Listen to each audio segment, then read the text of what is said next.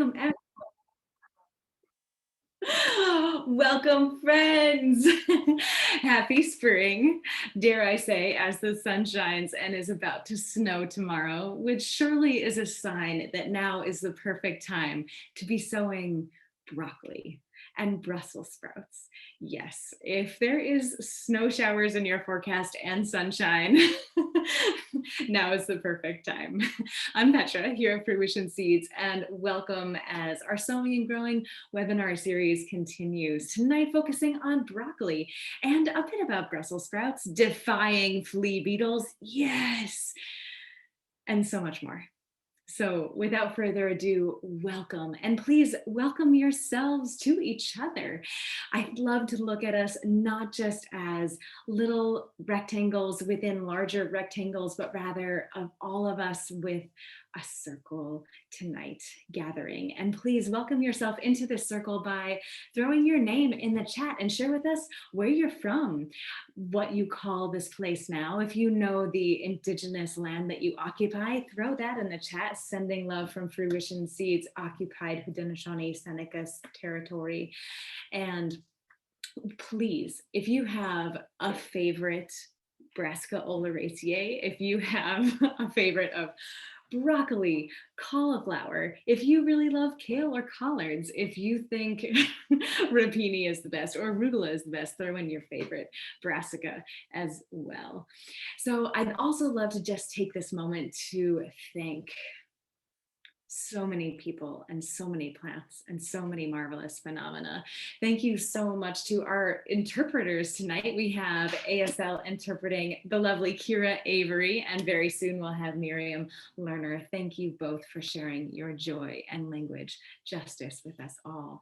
And thank you also to my beloved partner, Matthew, who has historically and will continue to accompany everyone in the chat. And tonight, he will not. In fact, earlier today, he was getting rotator cuff surgery on his shoulder.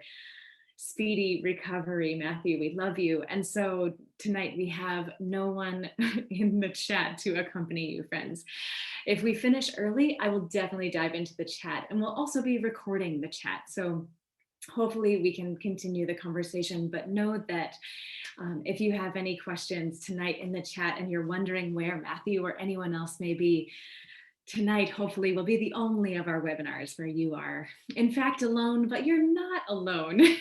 And hopefully all the details that I'm weaving in tonight, you'll find what you're looking for within them. I'd also love to thank our Fruition crew. There are 9 of us now full-time at Fruition Seeds, without whom I would not be here standing and smiling.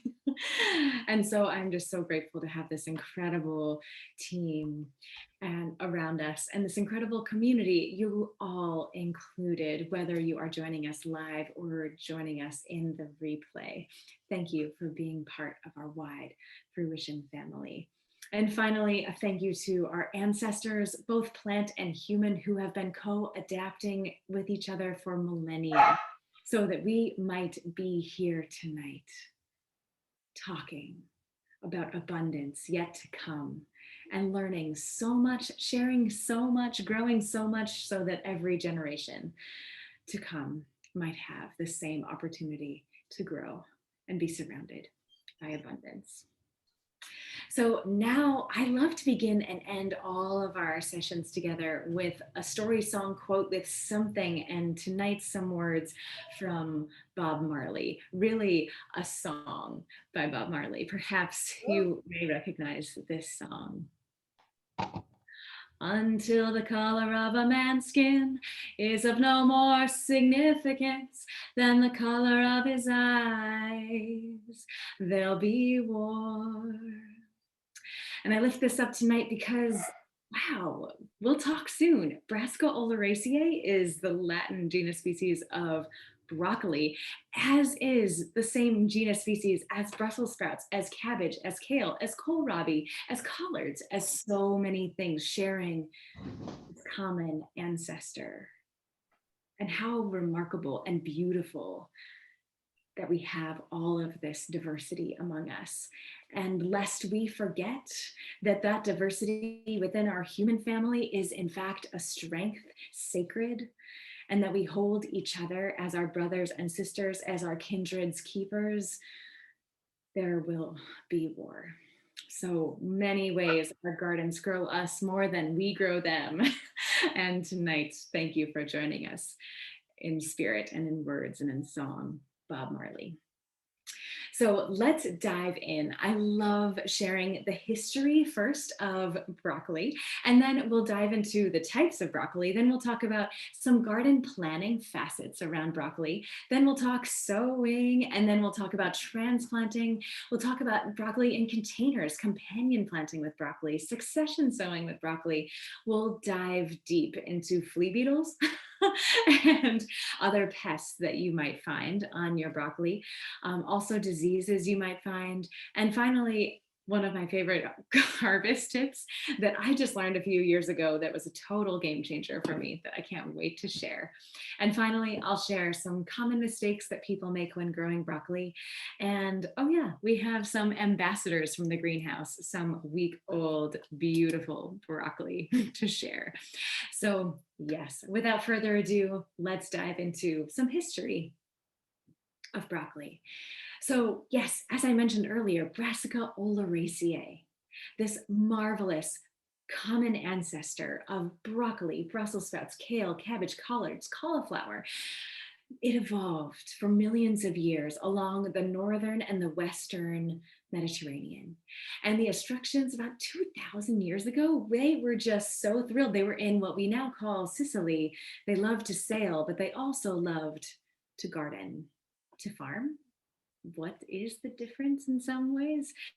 So they were creating all of these different diversities, whether it was over here, we'll select for the flowering traits of broccoli. Over here, we'll select for these leafing traits of cabbage. They were very involved in separating the same genus species into all of the different layers and flavors that we now see.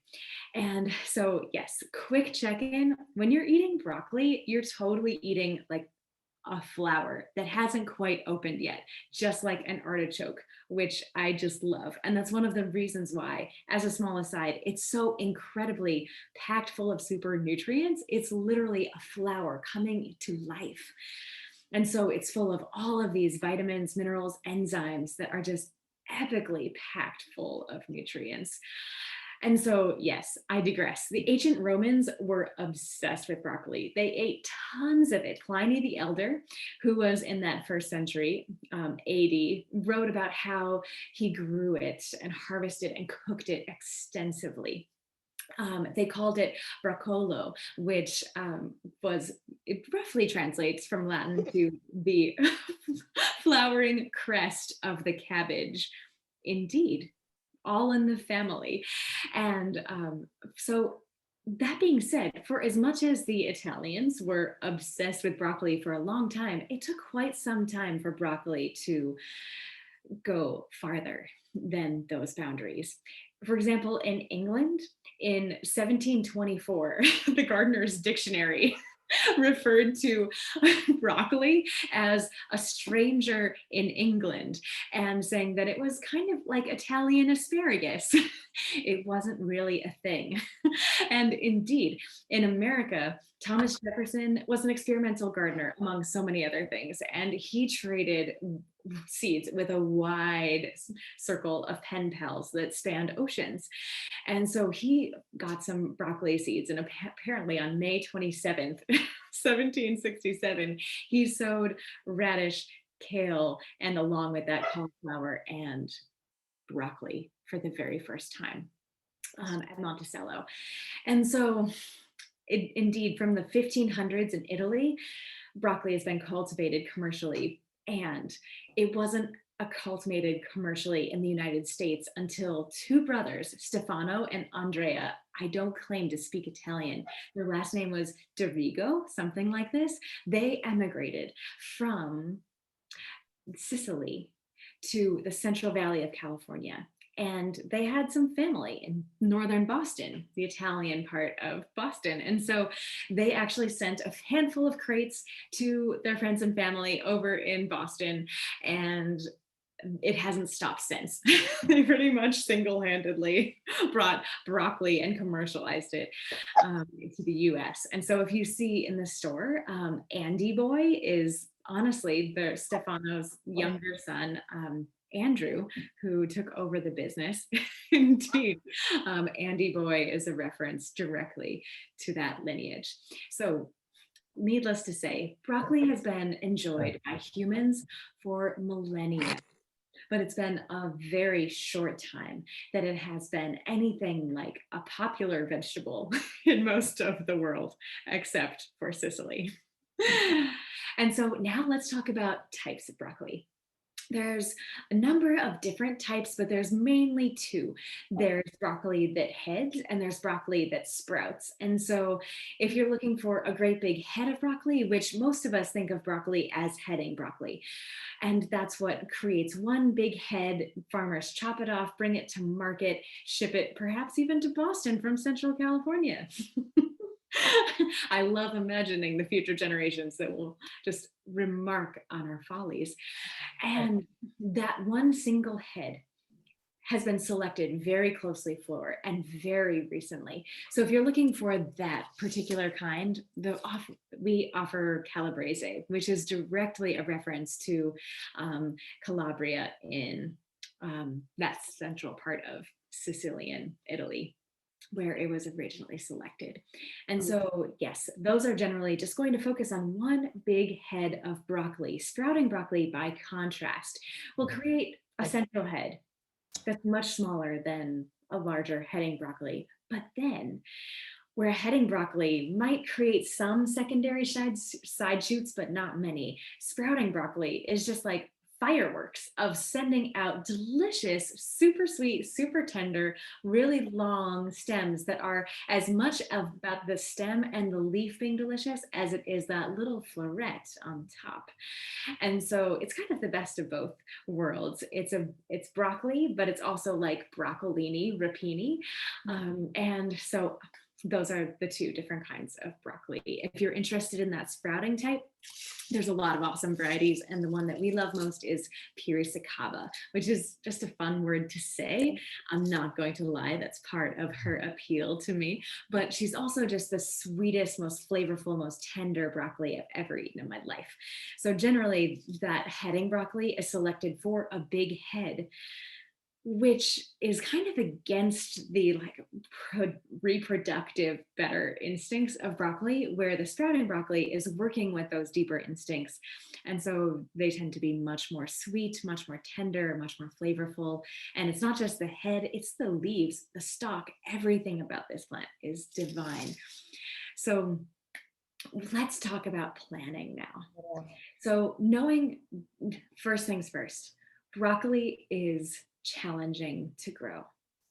If you have experienced growing broccoli and wanted it to be a bigger head, a sweeter head, a tighter head, if you just wanted to have a different experience, you're not alone. Broccoli, honestly, especially here in the Northeast, is a really challenging crop to get consistent, which is another reason why I love that sprouting broccoli, because it's generally much more there's a lot more to harvest. It's way more delicious.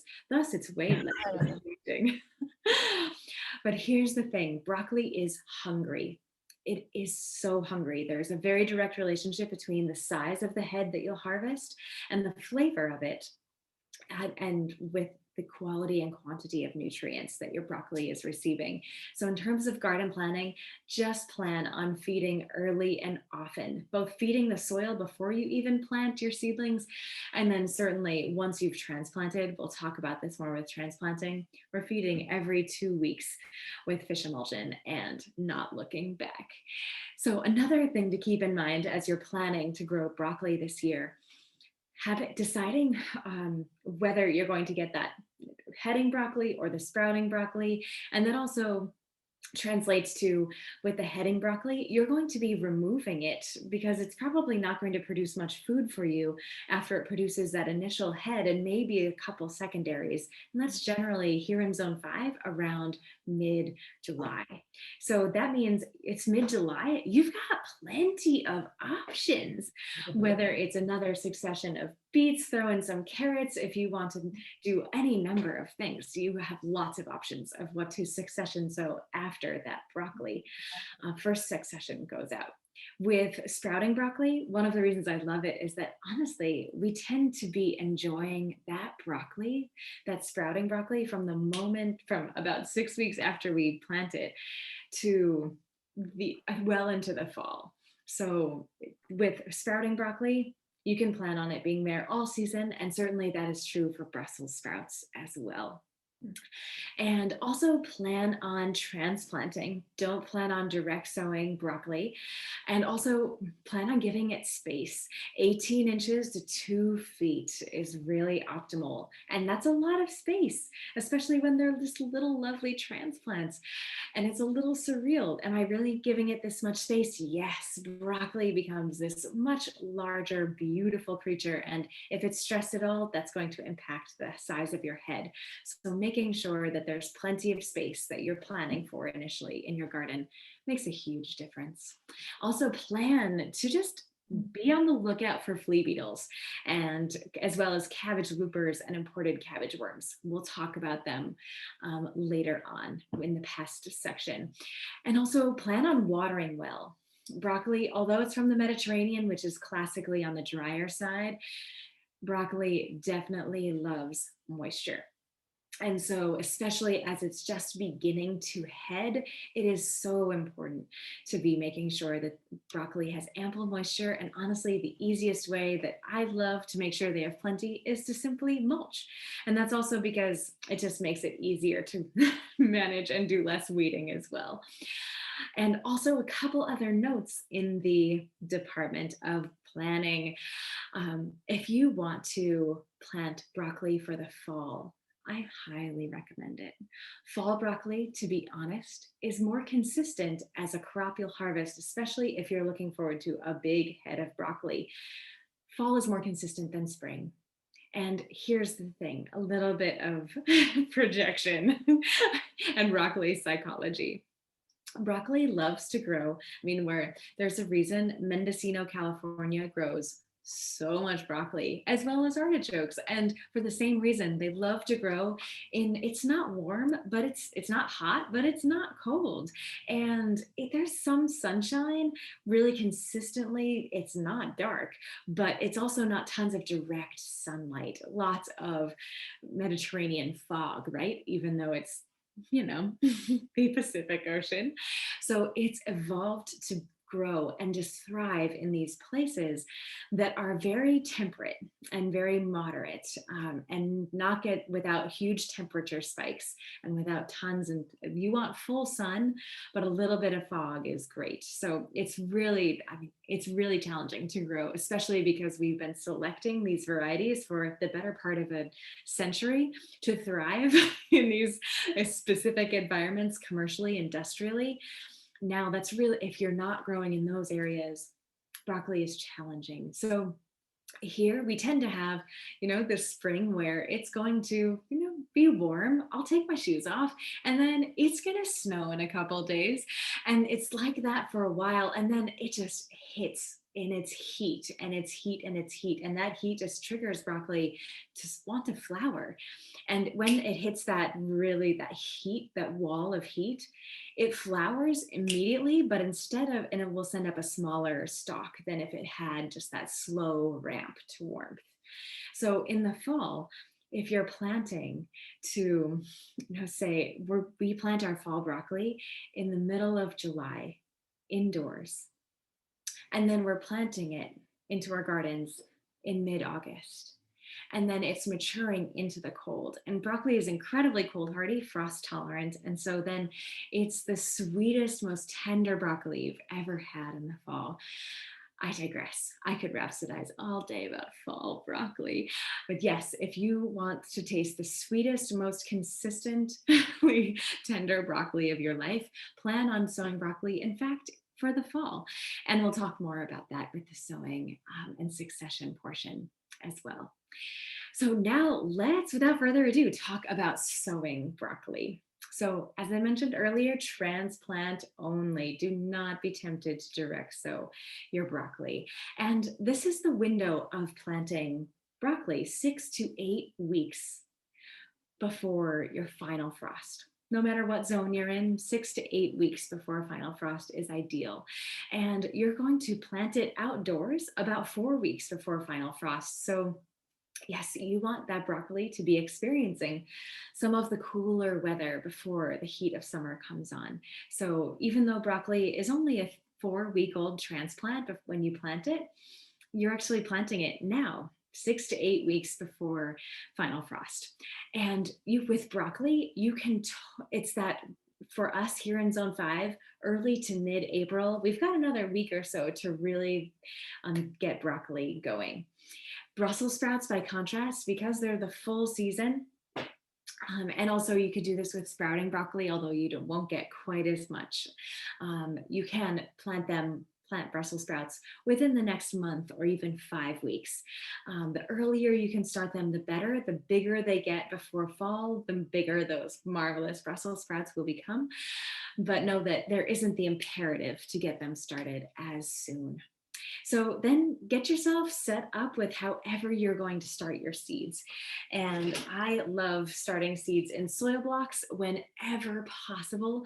If you have that mini blocker, don't use it for your cauliflower. Don't use it for your broccoli. Don't use it for any of your brassicas, to be honest with you. They are just fine in your large blocker. Brassicas in general, which include everything from arugula to radish to broccoli, Brussels sprouts, cabbage, cauliflower, kale, collards, all that huge brassica family that has lovely spherical seeds that are often dark to lighter brown. They germinate really, really quickly. And so they are just fine in these large soil blockers, which are just fine for 4-week-old transplants, can totally thrive in the soil of these. If you're growing in 6-packs as well, that is glorious, or in cell trays.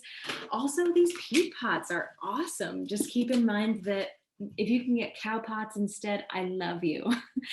Cow pots are a lot more renewable than peat pots, and just make sure that you're getting on the larger side of them so that you have way more nutrients so that your plants won't be as stressed.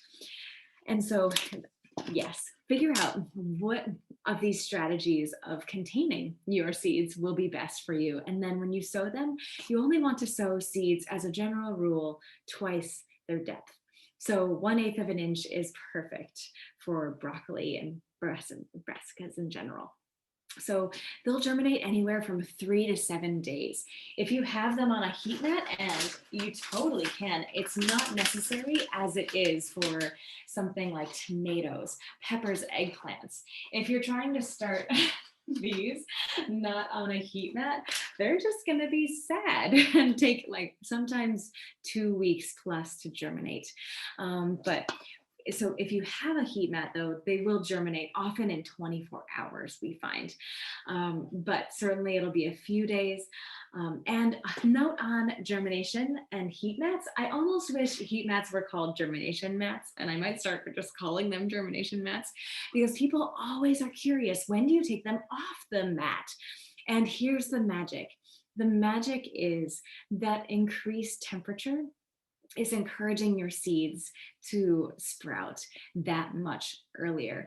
And that is the magic. So as soon as they sprout, they are off to the races, and you don't need to be, they don't need to be on the heat mat. If you don't have anything else to put on the heat mat, you can totally leave them on the heat mat. They will grow that much faster. You just need to keep in mind that they'll also be that much more toasty, and you'll need to water them that much more.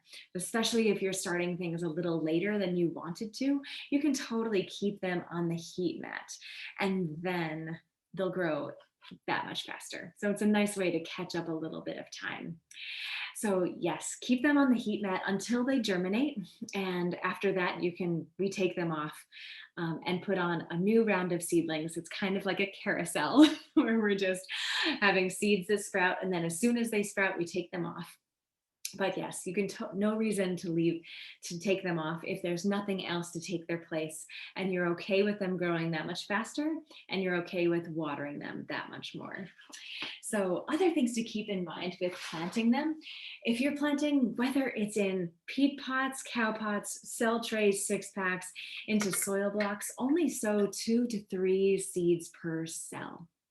And so one of the most common mistakes people make is simply sowing too many seeds. And then you have to commit yourself to thinning that much more, and it's that much more stressful for all of you. So just 2 to 3 seeds, especially if you're sowing from Fruition. Honestly, the national germination average is 65%, and many companies, if seed is significantly and more less expensive than our packets, you know that one of the strategies that they're employing with that is dialing in that 65% germination rate, so that they're making that much more profit margin, even at a lower price. So with Fruition, we like to sleep at night. And so if our seeds germinate less than 90%, we don't put them in packets. And so you might as even sowing 2 seeds, you can even sow 1 seed and be confident. I always like to sow 2, so then I know I can select and thin down to the strongest one. And thinning, it's so hard. It's so hard. It's so essential. They look so healthy and they look so alive, but if you don't thin them, they're both going to be stressed. And the thing is, you're going to eat your broccoli anyway, right? So the great news is broccoli sprouts are delicious. Right? I love growing sprouts as broccoli as microgreens, as sprouts. So yes, go ahead and eat your thinnings, so then you don't feel like you're wasting them. And then always just be honest with yourself. So here's a little 6-pack that I wanted to bring out. This is a little transplant that we'll be sharing in a couple weeks at our garden store. You can visit us on the weekends. In May, we'll have tomatoes, but for now, we'll have Brussels sprouts and broccoli and cabbage. And take a look. There's this larger seedling, and look, there's this smaller one off to the side that one of the cotyledons is deformed. So that's an easy choice. And I love to take my fingernails, and rather than pulling it out by the roots, I'm actually leaving the roots in place, so I'm not disturbing the root of the plant that I've selected for. And so I just pinched with my fingernail that one, and that's delicious. So thinning early and often, as if you can get them in this cotyledon stage, so much the better. The earlier you can thin, the less stressed your plants will be. So yes, once you are, and the thinning them early and often is so critical. And so next, you want to let them get to the stage where they have 2, maybe burgeoning a 3rd set of true leaves. And that's when you set them out. And quick talk. There's this wonderful, I love, I love scientific dorky terms. So these are cotyledon leaves. And in fact, I couldn't really tell you if this was a purple cabbage, a purple kale, if this was a purple cauliflower. They all would look exactly the same. These cotyledon leaves look exactly the same. And everything in the brassica family has the same exact shape. But these next true leaves that will emerge are their true leaves. These are the cotyledons, which essentially, think of a peanut. Can you picture the 2 halves of a peanut? Right, there's 2 sections of the peanut. It's a dicotyledon. It has these 2 cotyledons that are primordial leaves that can emerge really quickly and photosynthesize. That all these cotyledons will always turn yellow. Once you have a second set of true leaves that are bright, beautiful green, and they're off to their races, these cotyledon leaves will always turn yellow and fall off. And there's nothing you can do. That's totally normal and excellent. So many people get so concerned about those yellowing bottom leaves. And don't worry, if they're the cotyledons, it's like us losing our baby teeth, and thank goodness. So we can enjoy sweet corn for the rest of our days.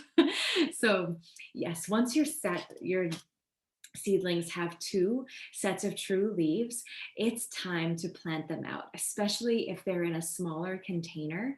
If they're in this is actually an artichoke, but you can see it has these cotyledon leaves here that are more circular. And then look, if they have then their artichoke leaves, which have those lovely little serrations. And with these 2 sets of true leaves, now is the perfect time to be sowing out this artichoke. So because we don't have broccoli, it's a little early for a broccoli yet. I brought this artichoke as our ambassador of the stage. That's ideal. It's always better to transplant a younger plant as opposed to an older transplant. And that's a general and quite golden rule, friends. Older, more stressed seedlings are less abundant, they're less healthy, and then there's less to harvest, and they're more prone to disease as a very direct result. So it's always better to have younger, less stressed transplants and seedlings as opposed to older, more stressed transplants, which is so counterintuitive, especially in our short seasons. So now let's talk about transplanting. You've got gorgeous transplants and you're ready. So keep in mind that you want to plant them in full sun, in rich, well-drained soil. Don't skimp on fertility. There's a direct relationship between the quality of nutrients your broccoli receives and the quantity of broccoli that you will harvest. So yes, don't skimp early and often. And pH of 6 to 7.5. Honestly, broccoli is one of them, has some of the widest tolerance of pH. And I think that might also be because, it's evolved along the Mediterranean, so it can handle a little more alkalinity than a lot of other classic garden vegetables. So other things to keep in mind. Yeah, you've started your broccoli anywhere from 6 to 8 weeks before final frost. And you want to be planting out a 4-week-old seedling, give or take. If it has 2 sets of true leaves, it's time. If it's starting to have a 3rd set emerge, it is definitely time to get it outside. And before you transplant, harden them off. Hardening off is this process of acclimating them to life outside in your garden, as opposed to inside your cozy kitchen or greenhouse where it's very consistent. And there is maybe a little bit of a breeze from a fan, but nothing like a gale of wind, much less snowflakes, because, right, this broccoli will definitely get frosted. And so it's so important to harden off your plants for at least 4, if not honestly 7 days, especially when I'm asking these cold hardy transplants to go out into the cold when they've been in our cozy kitchen and greenhouse, making sure, and here's the thing, that for the first 3 nights they don't experience a frost is so important. That way they're just remembering what it's like to experience cold, and they're like remembering how to generate those enzymes that will protect them intrinsically from the cold. If you put this, even though this artichoke, even though this surrogate broccoli is totally, it's broccoli, it's very cold hardy. And Brussels sprouts, they're going to be thriving into December as snow is accumulating around them. But when they've just been grown in your kitchen, it's a different story. So it's really important to just edge them into life outside, whether it's temperature dynamics, whether it's direct sunlight. Plants can get sunburned as much as my Polish nose, and just not watering them quite as fervently, as consistently as you might. Letting them get to know what life is like in a more dynamic environment is so important. So by the time you transplant them and you're asking them to actually grow roots, they are well on their way to knowing what to do and not just being overwhelmed by everything. So here are some transplanting tips that honestly are ideal no matter what you're transplanting. So certainly they apply for broccoli. So fish emulsion is amazing, but also water is the key. So I love to always water all of the transplants before I plant them. And that water is going to help all the roots, all the soil stay together longer, so that as you're lifting them up and transplanting them, you're disturbing the roots as minimally as possible. Now, if your seedlings are root bound and you're seeing all kinds of roots winding their way, you won't see that in soil blocks, which is one of the reasons why we love soil blocks, but you'll see it very commonly in cell trays and 6-packs. And if you see them running, just give them some gentle nudges and break up those roots a little bit so that when they are regrowing, they're knowing that they have much farther to go than just that constrained environment that they've been acclimating to. So that water is key for letting the soil and roots move while being minimally disturbed. If you can make it fish emulsion, dilute fish emulsion water, or compost tea, that will just give them that many more nutrients and set them up for that much more success. It's kind of like if you're going to climb a mountain, bring a snack, bring 5 snacks and 2 sandwiches. Like if you're going to be out all day, if you're going to be out all season, these seedlings are going for a journey, a serious journey. So set them up with some serious snacks, dilute fish emulsion all day. So I love to just douse them, bathe them in dilute fish emulsion as I'm about to transplant them. And then as you're digging your hole, before I place the transplant in, I love to just dust the hole with some compost or maybe some of our slow release organic granular fertilizer, especially for something like Brussels sprouts and broccoli that are like so hungry. Just if you can give them that love, that little bit of extra nutrients, that little bit of extra love right in the hole, right at the beginning of their life, so much the better. And then as you're placing the plant in the soil and just reburying it, tamp it down gently. You want to reduce any of those air pockets that might have just be sitting there. You want to replace those air pockets with nutrients. So yes, tamp it in ever so gently. Good soil seed, good soil root contact is so critical. And then if you have any extra of that dilute fish emulsion, go ahead and just water them in. So yes, ways to transplant all things in your life, not just broccoli, but your broccoli will love you and you will love and harvest all the more broccoli as a very direct result.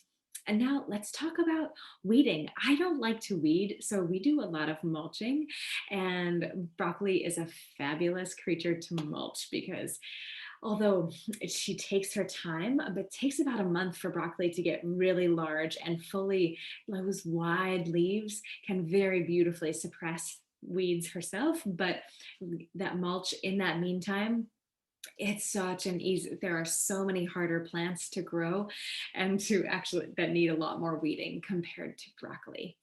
And another tip on feeding them. So let's just talk about feeding your broccoli. There's so many different levels. So first and foremost, plant into really rich potting mix.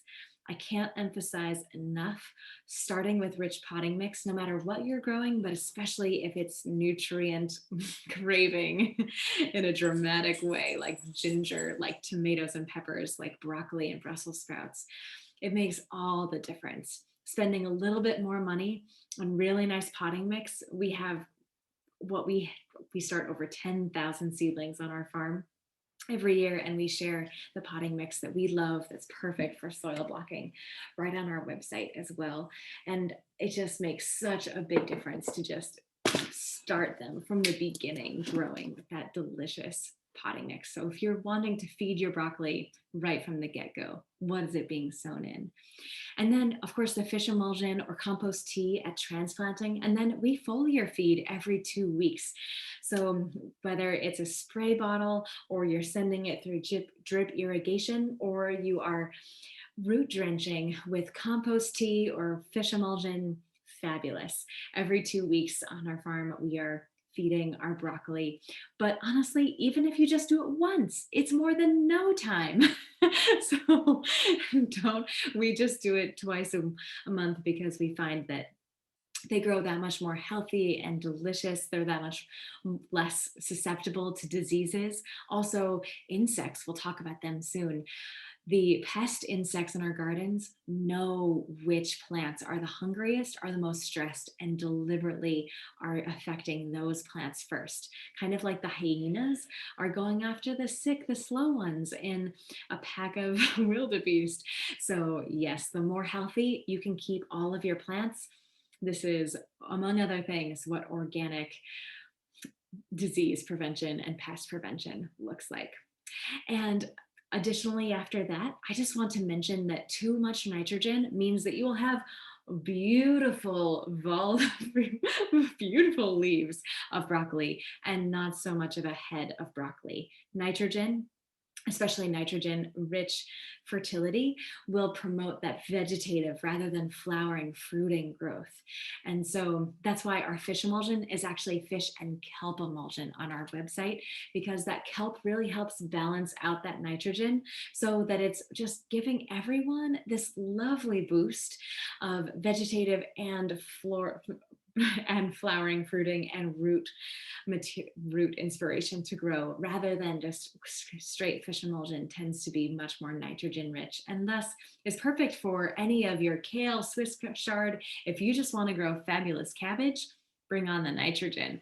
But if you want to be growing flowers and fruit, you want more balanced fertility, friends. So, oh my gosh, let's talk about containers now. So I, first and foremost, don't recommend growing broccoli, Brussels sprouts in containers. Is it possible? Of course. And if that's your only option and you just so desperately want to grow it, I won't stop you. Just know that because they are so hungry and also really don't love heat, they tend to really struggle in containers. So if you are growing in containers, just make sure they are the biggest containers you can find.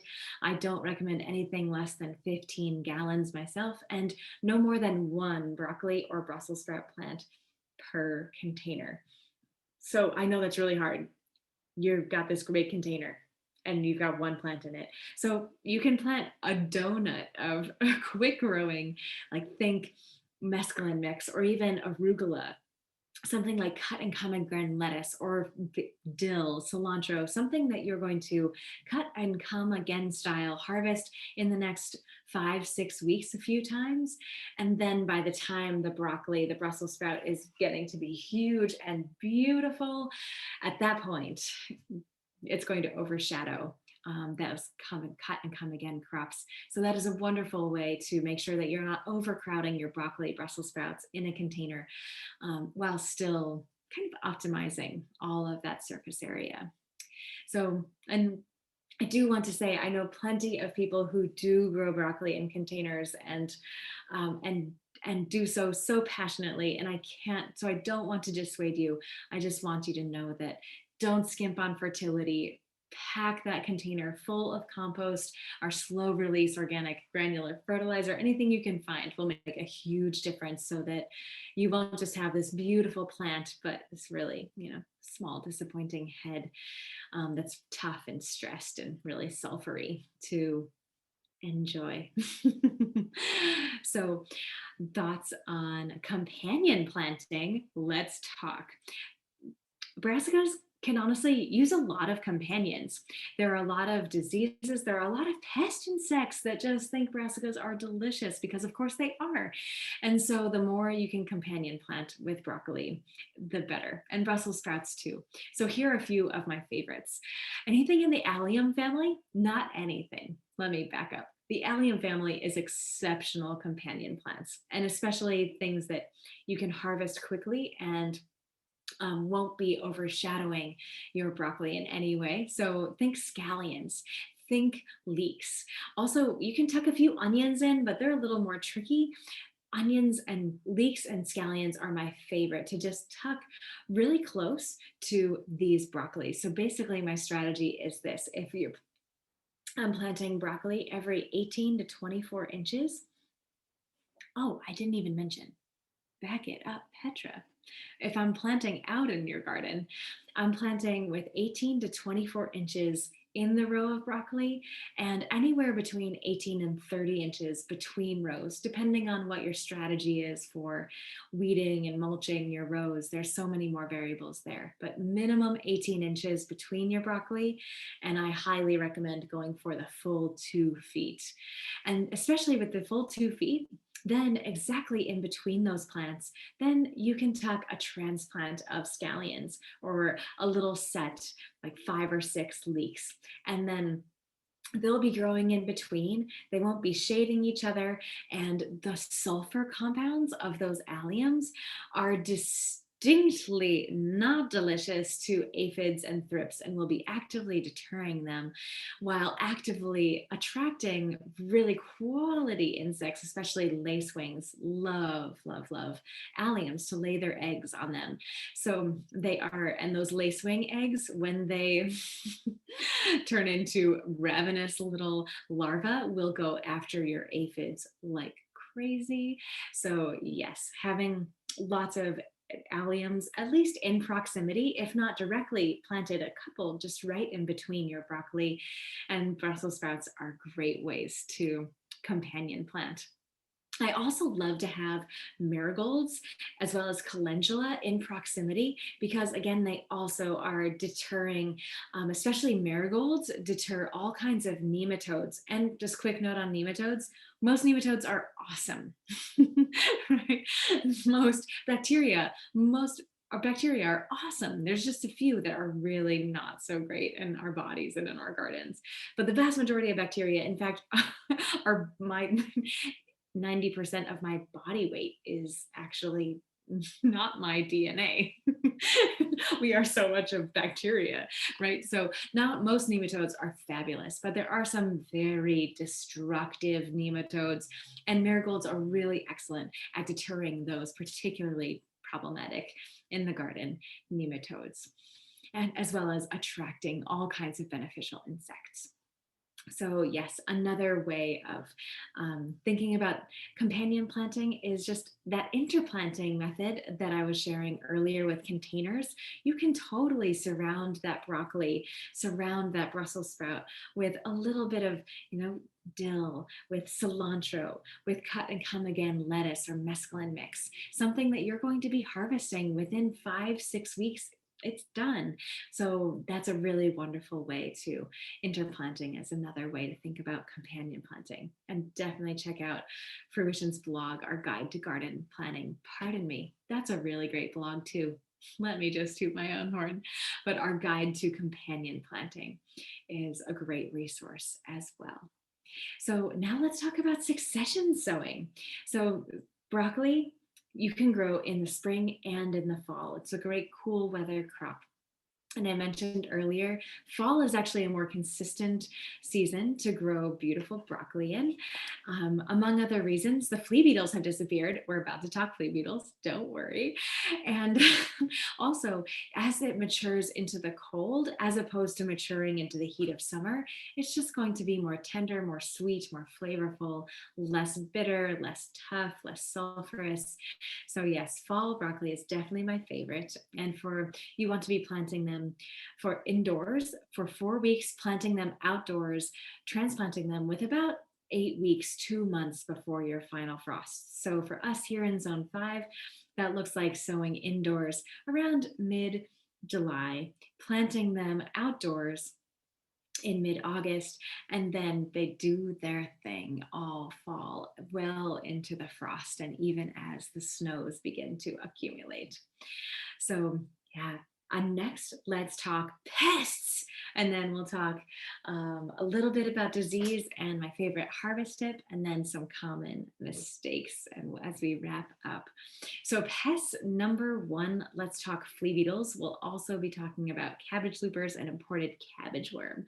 So flea beetles, there's lots of species of flea beetle, and they all specialize on different crops. So there are totally corn flea beetles and potato flea beetles and ones that want to nosh on your eggplants. But by far here in the Northeast, the flea beetle that is most prevalent really is fond of brassicas. So everything in that brassica family, which is Brussels sprouts, broccoli, kale, cauliflower. Oh yeah, and all those littler things like arugula and Asian spinach and radishes, turnips, rutabaga, anything in that family, they just think are delicious. So yes, brassicaceous flea beetles are a thing, and they're hard to see. They're a 16th of an inch long. They're tiny, the top of a pin, and they're bright, shiny black, hard-shelled little insects that are brilliant at jumping. If flea beetles were the size of humans, we would be able to leap across a soccer field. They are impressive leapers. And so they often overwinter in hedgerows, but they can also overwinter in just the debris in your garden, which is another reason to clean out the debris in your garden so the flea beetles aren't overwintering on them. But here's the thing to keep in mind. They emerge first thing in spring. They have 2 generations in a year here in zone 5. So the first one is just emerging now, and the second will come out in June, and by July they're burying the adults are burying themselves in the leaf litter in your garden, and they're going to be emerging next spring. And so here's the thing, they emerge as adults. The females will lay their eggs right at the base of your, say, broccoli, and then the larvae are going to be munching on the roots, but the larvae are tiny and they hardly, honestly, no big deal. Lots of things are munching on all your roots all the time. It's called life in the food chain. Don't worry. Plants have evolved this way. They've got lots of mechanisms for combating and just thriving in that space. So a little bit of flea beetle munching on the larvae on the roots, so not a big deal. And then when they start to emerge and pupate and the adults come and those shiny, beautiful black little flea beetles, that's when you'll start to see all these little pock marks. And it's purely cosmetic, but they can, if you have a lot of them, they can really start to significantly decrease the photosynthesis that your plant is capable of. So the first generation is not going to be such a big deal if you aren't doing something actively to thwart their life cycle. By the second generation, by June, they're just going to be hopping all over the place and munching all over the place. And again, they're not the worst. So many things like cucumber beetles, they also just munch, but they actively vector other diseases. Flea beetles do not, so they're not the worst, but they're also just not the best. So here's a few strategies to thwart them. So first and foremost, transplant rather than direct sow. So if I'm putting out a great big healthy transplant that is just going to be growing so much faster than just, it will outpace the flea beetle munchings every time. So anytime you can transplant, so much the better. Also, floating row cover is awesome.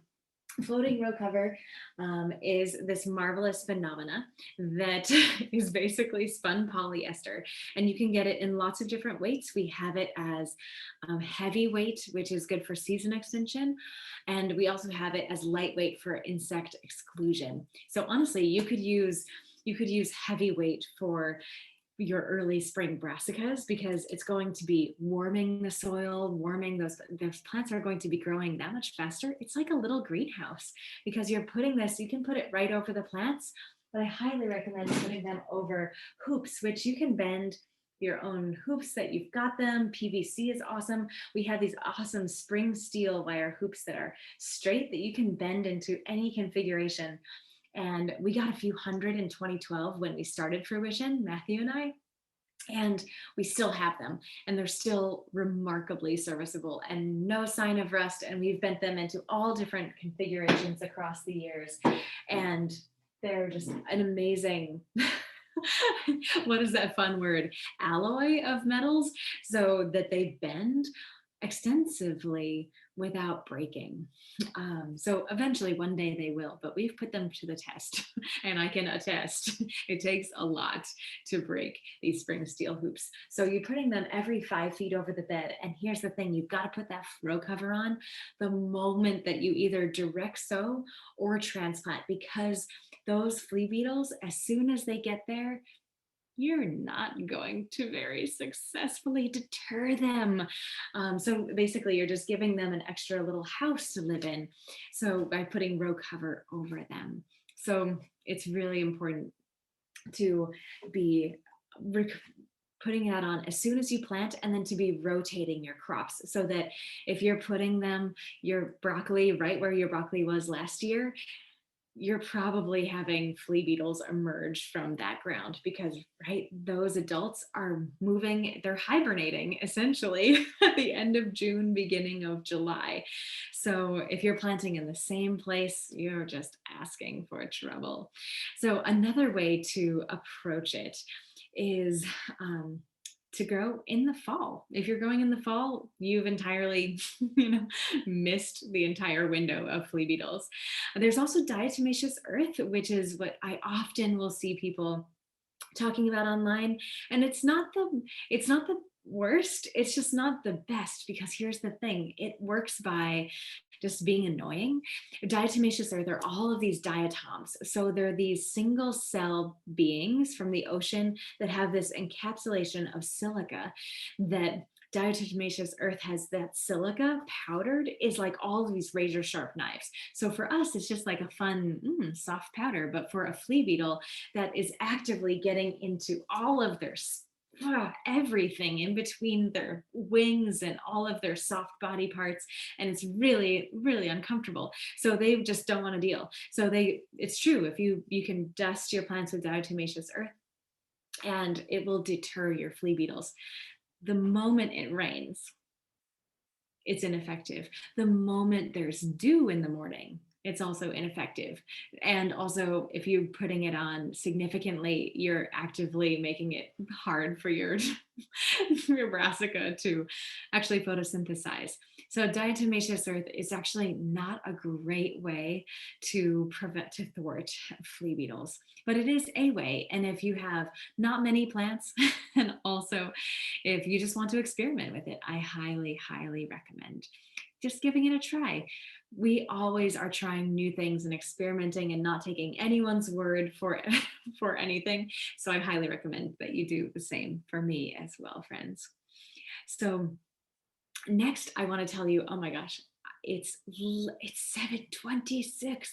So let's keep it going, and I'll try to keep it brief. I just want to mention this. There are bracconid wasps that lay their eggs in female flea beetles, and literally the larva will eat within a few hours the inside out of that flea beetle. And so I just want to mention that always there's so many different kinds of wasps and so many different kinds of bracconid wasps.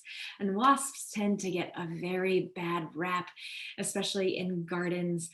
And yes, like your hornet nest, like let's take care of that. And just know that when you see single wasps, just like when you see single bees, oh my gosh, what did you say, Kira?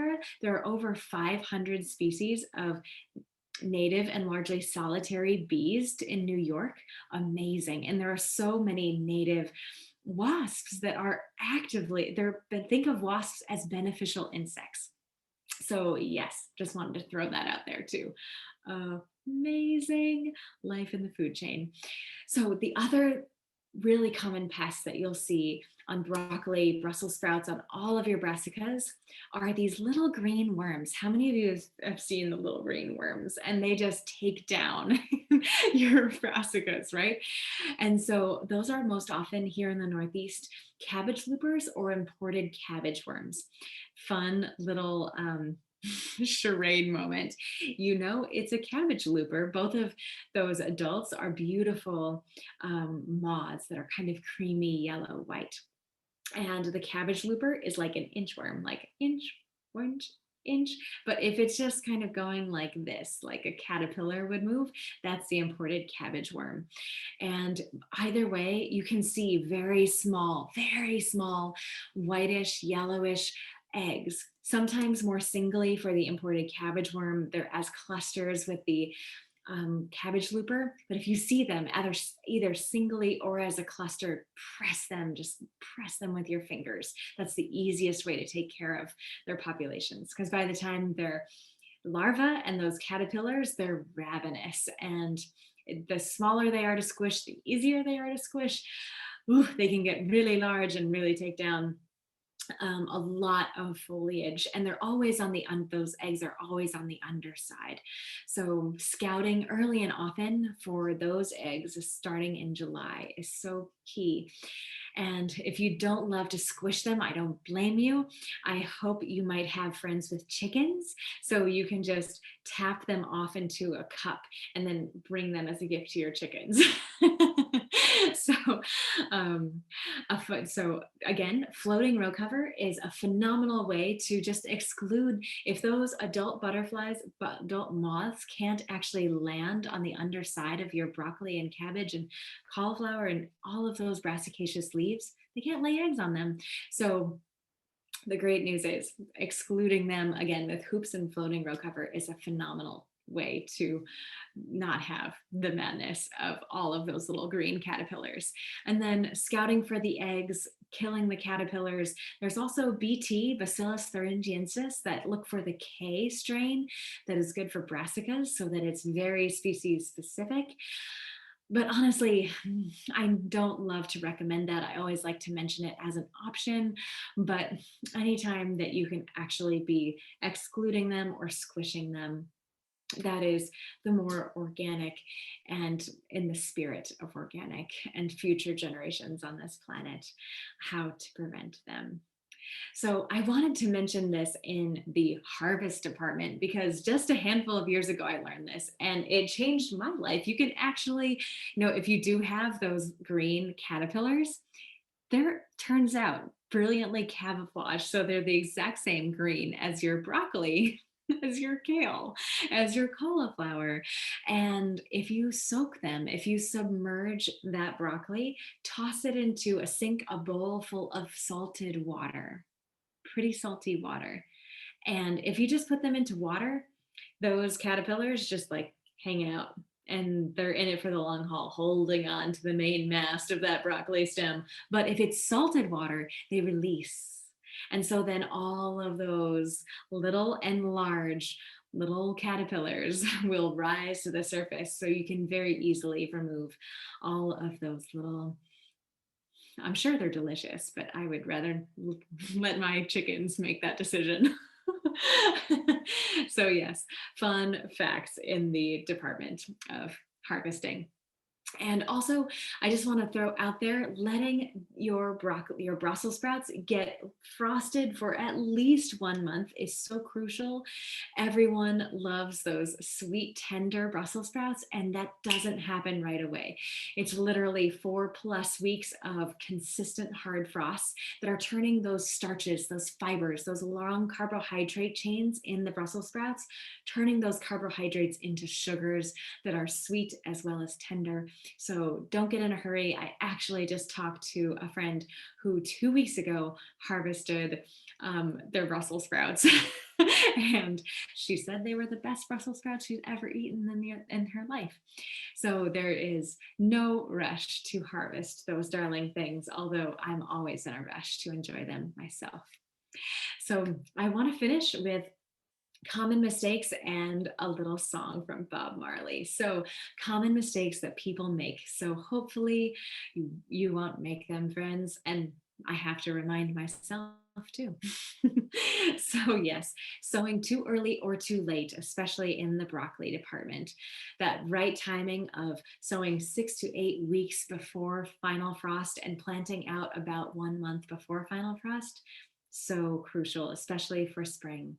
And then not thinning or not thinning early enough is a really great way to guarantee that your broccoli will stay small and stressed, stunted, and be just really disappointing in the actual floret of broccoli department for the rest of its life.